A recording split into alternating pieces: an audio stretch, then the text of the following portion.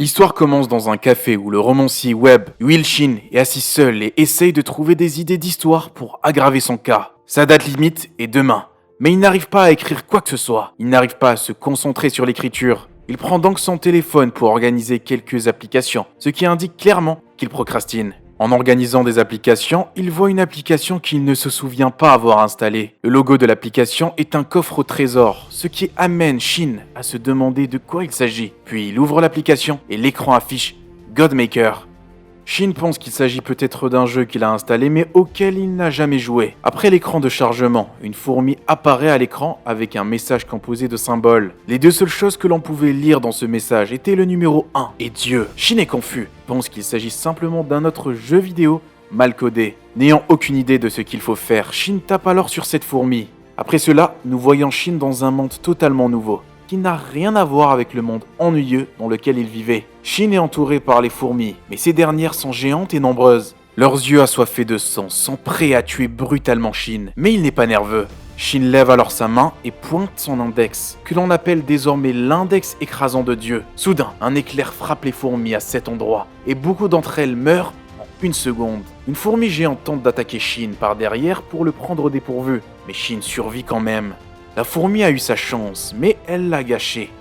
Et maintenant, Shin utilise son majeur appelé le majeur de condamnation de Dieu pour brûler les fourmis en les accusant. Shin provoque un massacre en utilisant seulement son doigt sans se blesser, sauf une petite coupure au visage. Il utilise alors l'annulaire guérisseur de Dieu pour se soigner. Shin réalise que le travail n'est pas encore terminé car le plus grand d'entre eux se tient probablement devant lui pour venger tous ceux de son espèce que Shin a tués. Shin utilise alors son pouvoir pour obtenir une épée faite d'une sorte d'énergie magique. Il lance ensuite son attaque contre la fourmi monstrueuse. Dans le monde réel, les choses ne vont pas comme sur des roulettes pour Shin car les fans du web novel de Shin sont mécontents de cette interruption. Ils ne sont pas contents car ce n'est pas la première fois que Shin est en pause. Mais ils ne savent pas que cette pause est différente. L'éditeur a annoncé à tout le monde que l'auteur était en pause pour des raisons personnelles après avoir reçu un message de Shin disant qu'il ne reviendrait pas avant d'avoir sauvé le monde. Tout a commencé un jour où des portes et des donjons sont apparus. De nombreux monstres en sont sortis.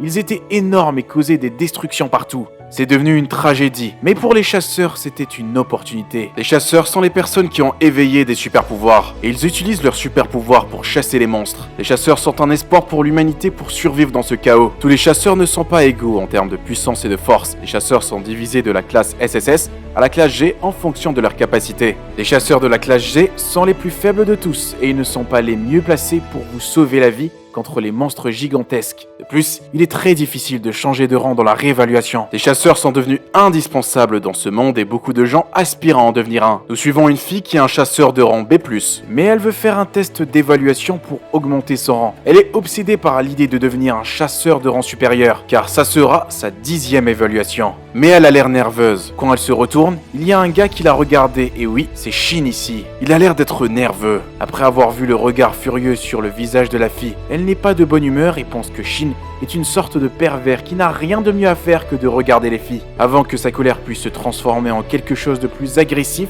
Shin reçoit un appel et il s'enfuit. Elle ne comprend pas ce qui vient de se passer et soudain la réceptionniste appelle le nom de la fille. Numéro 49, Seong Miri. La réceptionniste lui dit de se rendre dans la salle d'évaluation pour passer son test. Plus tard dans la soirée, Mary reçoit ses résultats qu'elle vérifie nerveusement. Sans surprise, son rang n'a pas changé. Elle est toujours au rang B+, même si ce n'est pas la première fois qu'elle est rejetée. Cette fois, cela la blesse davantage et elle se demande maintenant si elle ne devrait pas abandonner l'idée d'augmenter son rang. Mary reçoit alors une notification sur son téléphone qui transforme immédiatement sa tristesse en anxiété. Le message l'informe qu'un monstre de classe A, le taureau du trône, est apparu à Séoul. Le message mentionne clairement que tous les chasseurs de rang A doivent s'y rendre pour aider immédiatement. Elle ne sait pas ce qu'elle doit faire car elle n'est pas un chasseur de classe A. Mais en même temps, elle ne peut pas laisser les gens mourir en ne faisant rien.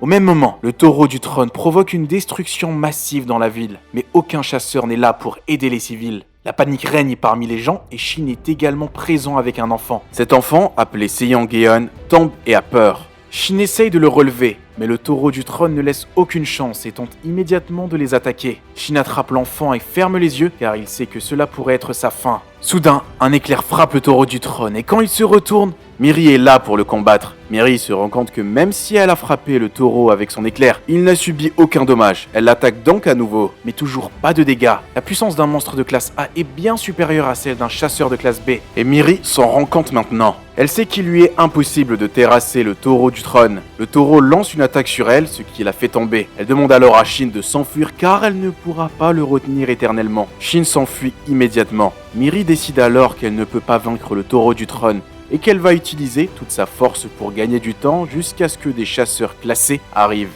Soudain, elle ressent une faiblesse dans sa puissance et au même moment, le taureau du trône est à deux doigts de lui ôter la vie. Miri voit un flashback où elle s'effondre et pleure au milieu d'une ville détruite. Elle a peut-être perdu quelqu'un dans cette destruction et elle est remplie d'un sentiment de vengeance. Une femme arrive et tente de la calmer. Elle dit à Miri de ne plus penser à la vengeance. Au moment présent, ce petit souvenir donne à Miri la force nécessaire pour survivre. Miri rassemble toutes ses forces et se prépare à l'attaque. Elle entend une voix dans sa tête. C'est comme si elle avait perdu le contrôle de ses sens à cause de l'énorme puissance qu'elle éprouve en ce moment. Miri frappe alors le taureau avec son attaque. L'attaque est si puissante que le ciel entier en est recouvert. L'attaque fonctionne puisqu'elle détruit littéralement la moitié du corps du taureau. Tout le monde n'arrive pas à croire ce qui s'est passé. Un chasseur de rang B a vaincu un monstre classé seul. Miri gagne une énorme popularité en quelques minutes et est surnommée l'impératrice lumière. Tout le monde veut maintenant rencontrer l'impératrice de la lumière ou obtenir son autographe. Mais elle est encore sous le choc de ce qu'elle a fait et elle n'a jamais pensé qu'elle était capable de vaincre un monstre de rang A. Shin arrive alors sur place et la remercie en l'appelant par son nom. Miri dit que c'est son devoir d'aider les civils et Shin part. C'est alors que Miri est choquée par le fait que Shin connaît son nom. Elle commence à se demander comment il peut connaître son nom. Puis, elle réalise que c'est la voix qu'elle a entendue dans sa tête. Et comment cela peut-il être possible? Shin s'en va et Miri reste là, sous le choc, car elle ne sait pas qui est Shin. Une chose qu'elle sait maintenant avec certitude, c'est qu'il n'est pas faible et stupide comme il le prétendait. Il cache certainement quelque chose. Shin se rend dans un endroit seul. Fait intéressant, cet endroit est connu pour être un des lieux où les gens se suicident souvent. Mais Shin n'est pas là pour ça. Il sait que lui et sa nièce ont failli mourir plus tôt, mais qu'ils ont été sauvés par une chasseuse. Shin rejette tout sur son téléphone et veut le jeter dans l'espoir de se débarrasser de ce problème.